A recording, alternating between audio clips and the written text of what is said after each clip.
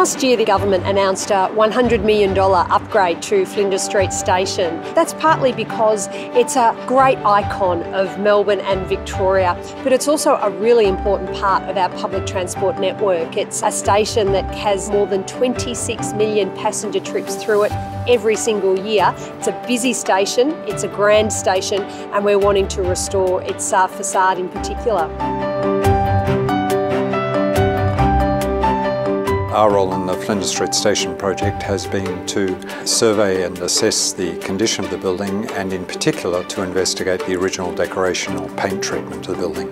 We were able to establish from newspaper accounts that it's been painted at least 5 times since it was originally painted around the early 1910s, 1915 period.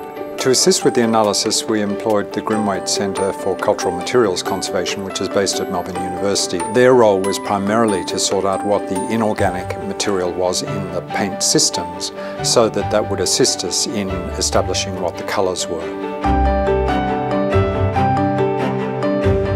We started by first taking many samples from a representative component of the building. We then embed those samples in a polyester resin, and then we slice the resin so we can actually see all the layers. So it's like looking at this wonderful multi-layered licorice ore sort.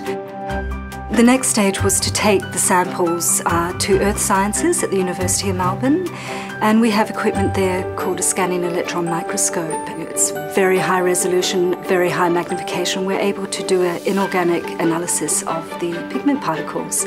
So that gives us further information about what colour we're dealing with over the years. What was really interesting is that the analysis showed us that all of the paints were, in a sense, commercial paints that you would expect of the period when the building was repainted. So the building, while shades have varied, has been typically repainted consistently in stone colours to the render and dark greens to the woodwork.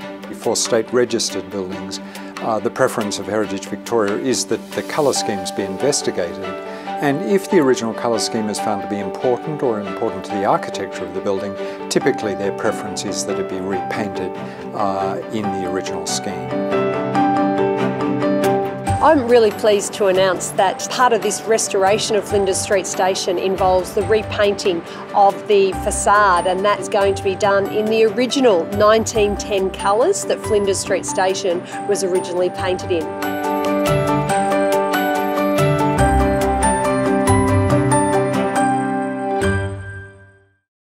Authorised by Victorian Government, 1 Treasury Place, Melbourne.